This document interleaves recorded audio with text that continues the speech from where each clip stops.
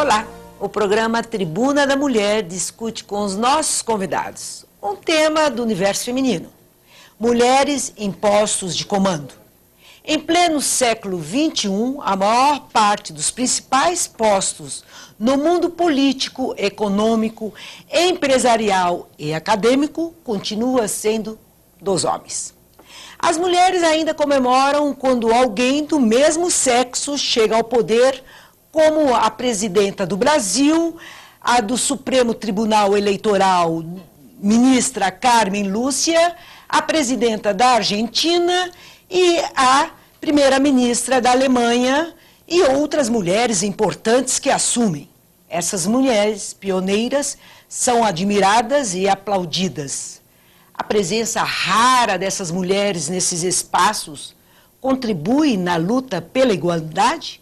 Vamos discutir com os nossos convidados, o deputado estadual Orlando Bolsoni, do PSB, e a professora doutora Lúcia Avelar, da Unicamp, autora do livro Mulheres na Elite Política Brasileira.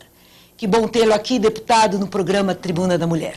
É uma honra estar com você, que já cuida dessa bandeira há tantos anos, e na presença da professora Lúcia, que é uma referência para o Brasil nas pesquisas, em especial questão de gênero. Ela é uma referência de estudo, referência de vida e de militância. Obrigada, que bom tê-la aqui, professora, no nosso programa. A senhora que é uma referência internacional nos estudos do universo feminino.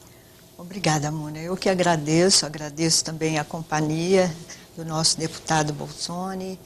E é um bom tema, não? Essa discussão. Bom tema. Deputado, a presença dessas mulheres, hoje na América Latina nós temos presidentas mulheres, temos a primeira-ministra na Alemanha. Isso significa um avanço para as mulheres?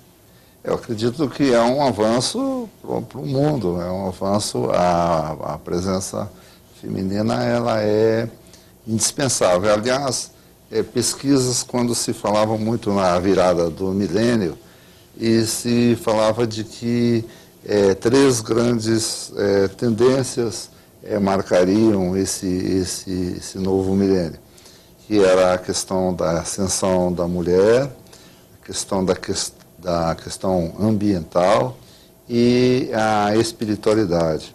E a mulher, hoje ela tem, eu diria que tem um papel importante também nesse novo modelo de desenvolvimento que buscamos, que deve ser um modelo mais justo, um modelo de equilíbrio com o meio ambiente. E a mulher, ela representa tudo isso. E a própria forma como que ela vê e como ela, o símbolo que é, a mulher, eu diria que é um processo não é em ascensão, é cada vez em ascensão, mas num ritmo intenso e que já está fazendo e vai continuar fazendo a diferença desse século. Professora, a senhora considera que é um ritmo acelerado essa ascensão de oportunidades para as mulheres? Não. Eu acho que se nós tomamos numa perspectiva retroativa, eu fico imaginando o seguinte, né?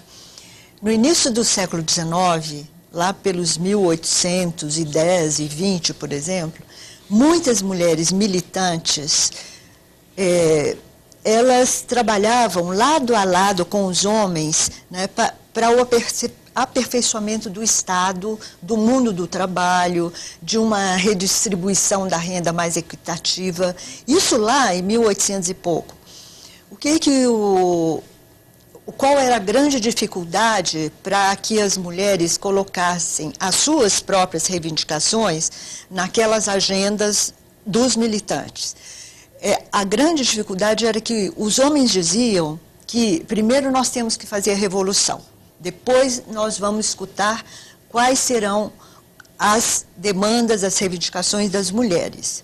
As mulheres desistiram isso ao final do século XIX. Certo. Nesse final do século XIX e início do século XX, se nós pegarmos a Europa Ocidental, que foi onde o movimento de trabalhadores foi realmente eficiente na direção de um Estado mais redistributivo, né? Um Estado que serviu de referência para muitos outros países do mundo, né? Com a social-democracia lá do início do século XX.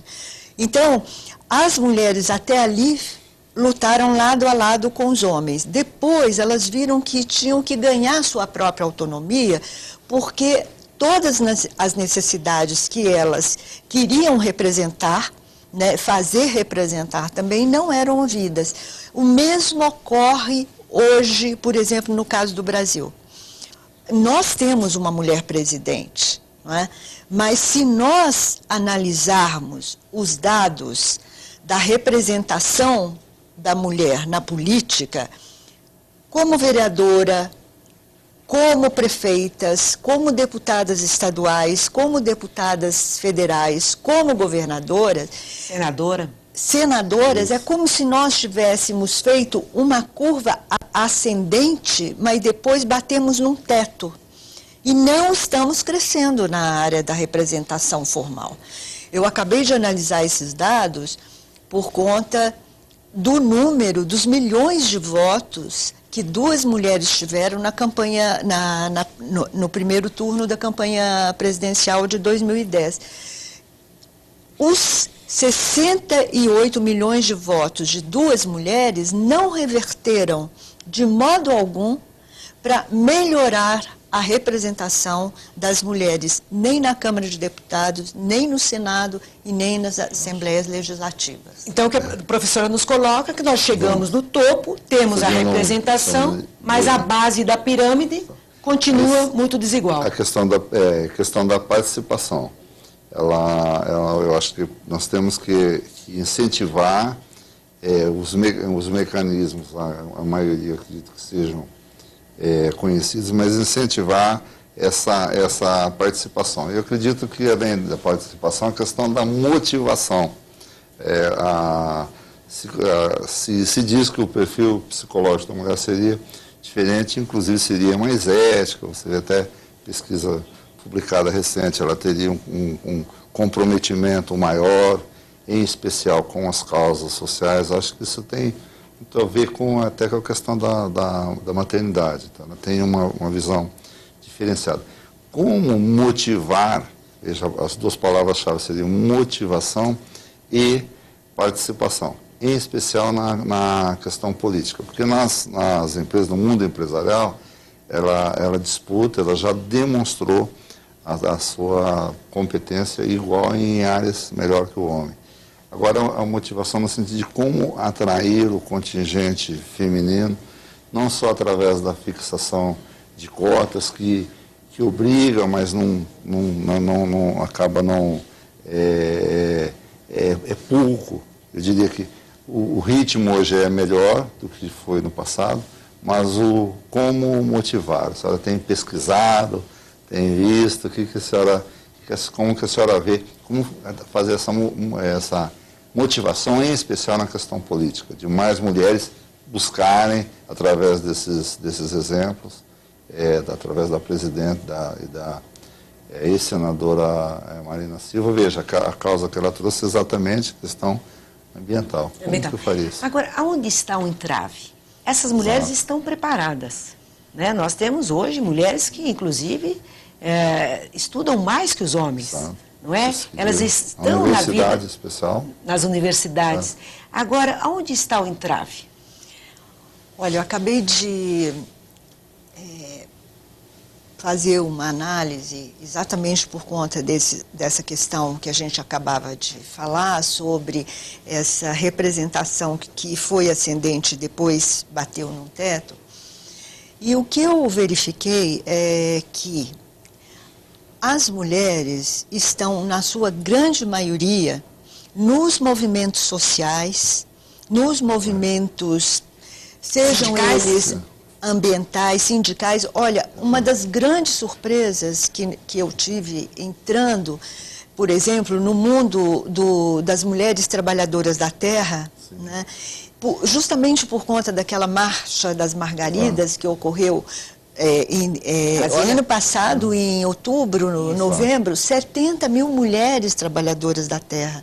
E que, por exemplo, a grande mídia não divulgou, né? Não repercutiu. Talvez o mundo seja muito masculino ainda, né?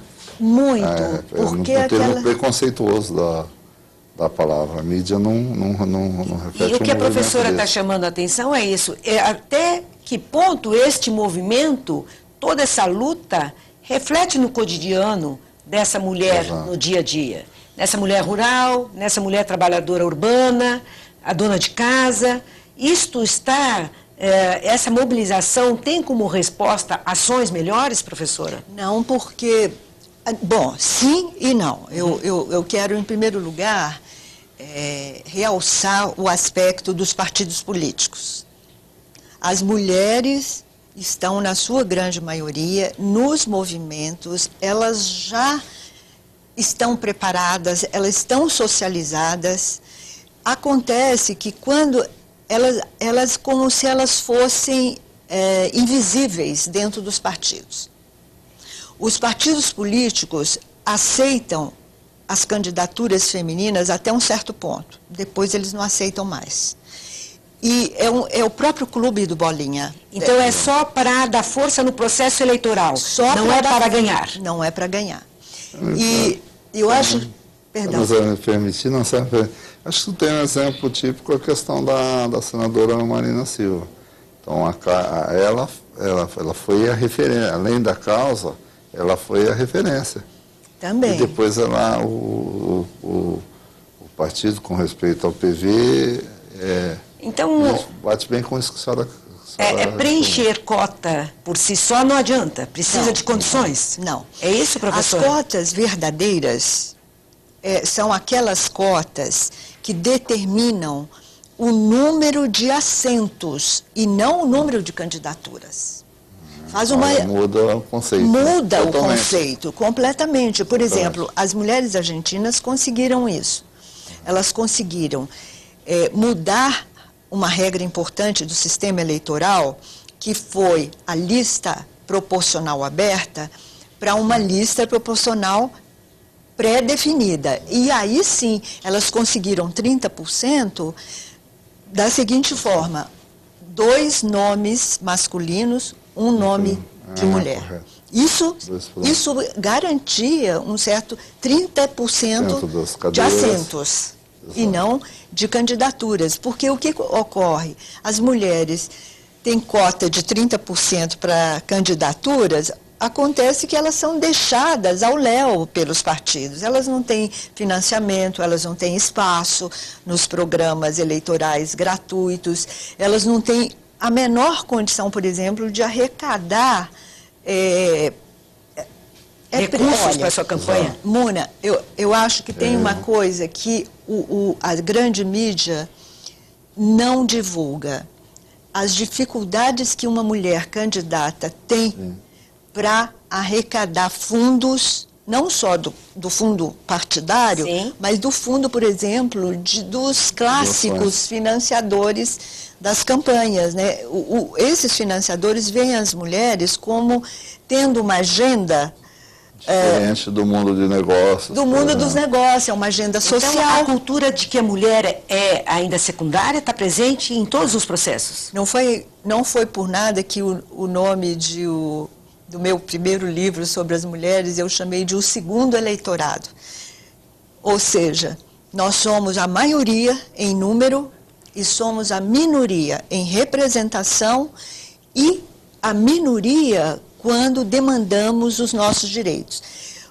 Só ocorre atualmente, e nós podemos até falar um pouco de vitórias, né, é que hoje as mulheres elas superaram a barreira dos partidos e estão influenciando os executivos para que esses executivos mudem a direção das políticas públicas e sociais. Então a senhora está nos dizendo que essa mudança não devemos esperar pelos partidos políticos? Infelizmente, não a curto prazo. O senhor concorda com isso, deputado? Eu acredito que é uma questão cultural, e eu acredito que procede. Por que procede? Porque assim,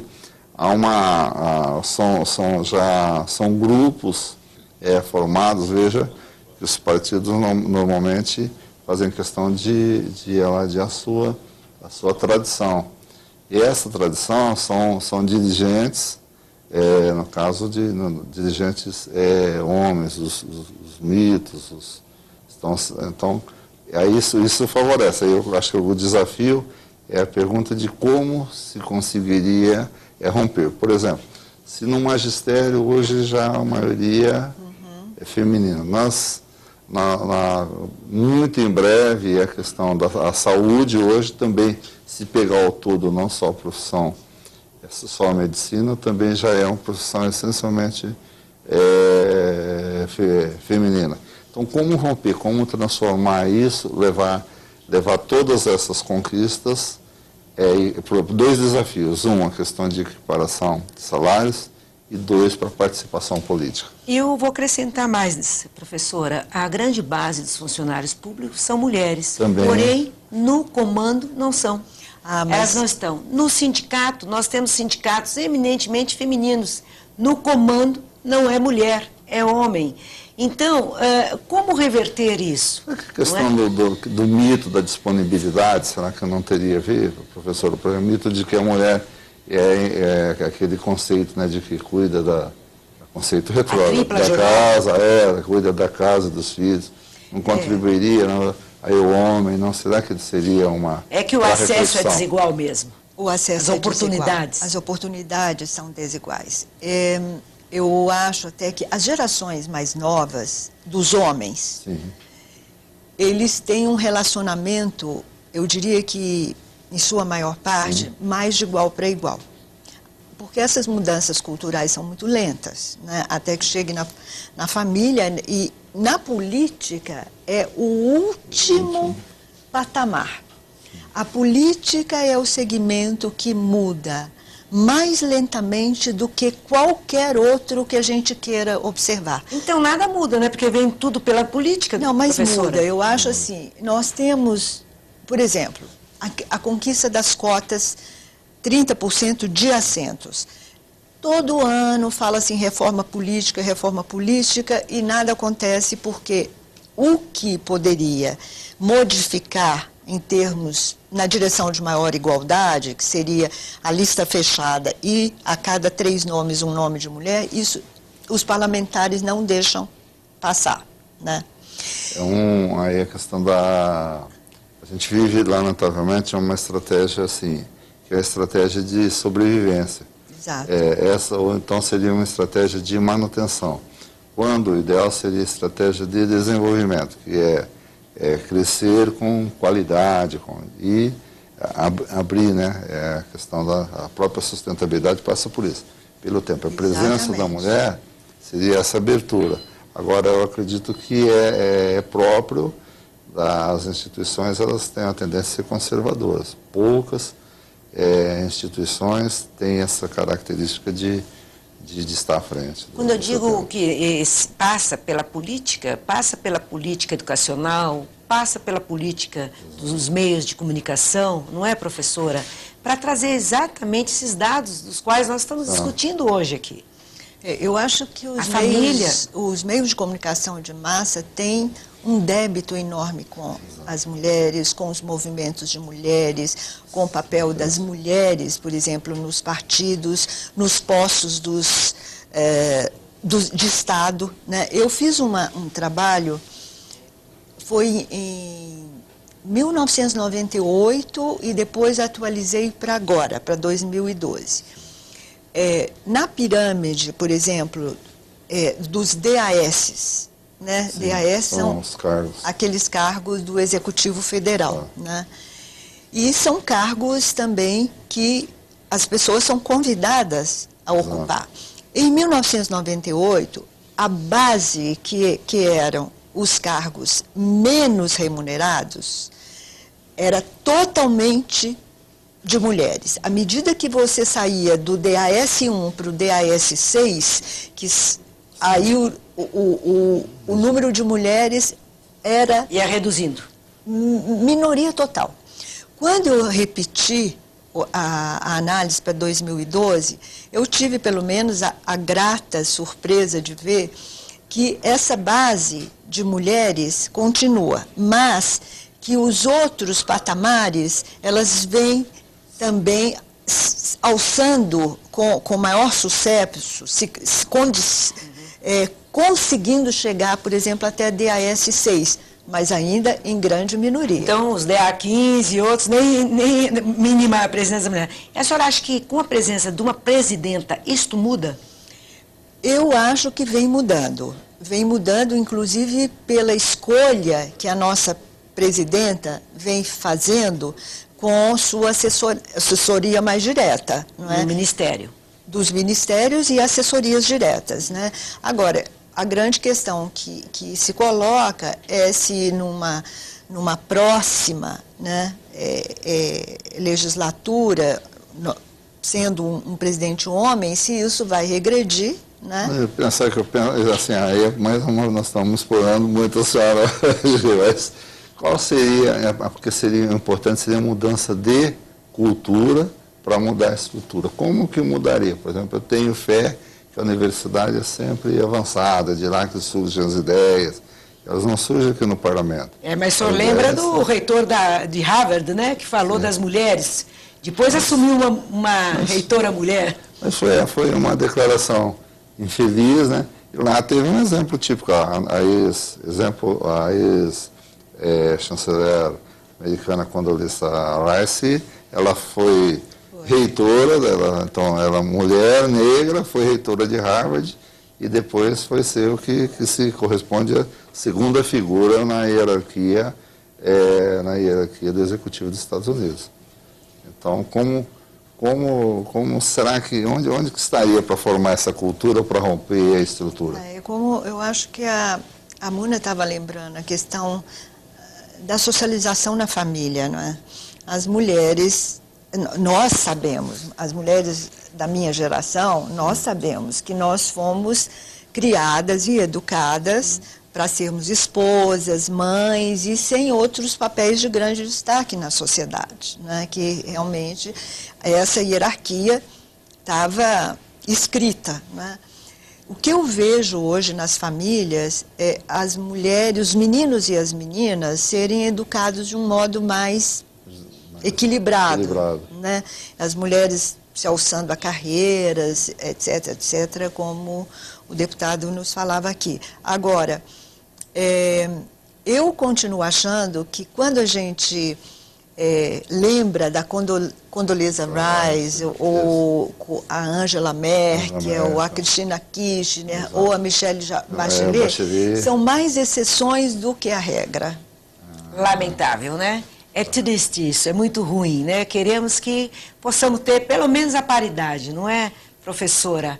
É isso que nós sonhamos, né? Eu acho que é uma mudança. Aí, novamente, é um desafio, não, mas é um desafio, né? Será que na universidade? Na universidade eu acho que já evoluiu, tem que romper, né, com esses preconceitos. E rompendo também no sentido de não ser necessário, por exemplo, cota, da participação ser efetiva, da participação ser um hábito, estar inserido na cultura. E ainda quanto preconceito em relação à mulher que está num comando deste. Sempre a imagem que tem um homem à frente dessa mulher, não é? Mas eu acho que nós estamos rompendo e avançando. Esse é o compromisso do programa Tribuna da Mulher. Eu quero agradecer muito a presença do senhor, deputado, o senhor que é do mundo acadêmico também, por essa colaboração. E a senhora, professora doutora, muito obrigada pela sua participação no programa Tribuna da Mulher. Obrigada, Muna. Obrigada pela companhia, deputada. E a você, telespectador, até o próximo programa Tribuna da Mulher.